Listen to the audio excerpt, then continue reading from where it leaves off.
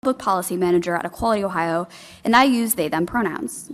House Bill 68 violates the rights of parents, youth, and families to make choices about their bodies and futures in a way that we would never allow in any other medical situation. Equality Ohio is opposed to HB 68 because it would be harmful to transgender youth. It would set a dangerous precedent in banning medical best practices, and it's based on junk science. And I expand upon this in my written comment about the statistics and researches and consequences of legislation. But today, I'd like to talk about why this matters to me as someone very intimately familiar with navigating the American healthcare system. So supporters of HB 68 appear to have two main arguments. This is that young people and their families are simply too immature or uninformed to make these kinds of medical decisions, and that the practices and medications used of gender-affirming care are dangerous and damaging. But today, I'd like to share my personal story that illustrates why these arguments are completely unfounded by placing this issue back into the broader context of pediatric medicine. You see, I didn't have a normal young adult life. I spent much of my teen years living in pediatric hospitals fighting a rare, life-threatening blood disease. And ultimately, I became the first successful bone marrow transplant of someone with my underlying disease in North America in 2018. So if anyone in this room understands what it's like to consent to irreversible, life-altering medications as a minor, it's me. My treatment required years of off-label drugs, mental health treatment, hormones, fertility treatment, and decisions about my body between the ages of 13 and 18. Today, I live with the ramifications of decisions that I made at 16 years old. And I simply do not believe that the stories of transgender youth and their families within our medical system are any different than mine. Now, I do understand that when we say that this care is life-saving, we need to specify what exactly we mean. In my case, it was the opportunity to pursue on my own terms the treatments that my parents and I wanted.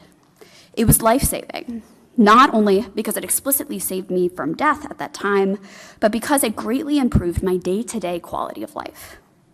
In fact, many of the choices that my parents and I made, even in a life-threatening rare illness situation, were focused on my quality and perception of myself. And these too were life-saving.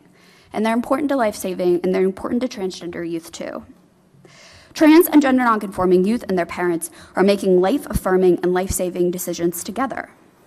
And the idea that youth, like myself at one point, are incapable of understanding and weighing those decisions is insulting to the Ohio families, youth, and medical providers that make these kinds of decisions every day in a different context. In fact, the experience of gender-affirming care is incredibly typical in the broader scope of American pediatric medicine. Take it from someone who had a rare disease, who grew up in pediatric hospitals. For example, while off-label use of medication is often painted by opponents of gender-affirming care as proof that treatment is experimental or rare, it's estimated that up to 70% of all medications prescribed for minors are off-label use.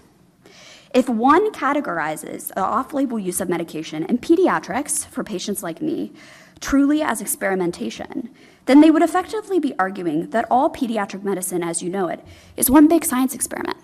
And you would never say that to my oncologist. Other criticisms raised by opponents are common systemic issues within our healthcare system for patients of all times, like short time spent with doctors and long wait times. But these all also are problems that would be worsened, not mitigated by banning treatment completely. This is really normal, boring healthcare. This is physician-recommended medical care. And it's important to see it for what it is. It's just healthcare. Now, the American medical system is not perfect, and medical decision-making is never easy. But I trust the families, youth, social workers, medical professionals, and the people in this room today to make these choices correctly for themselves. I know these doctors are good people who care about kids because I was one of them. I was one of those kids. And my family trusted those doctors, and these families trust those doctors today. And I believe in them, and you should too. I'm open to any questions.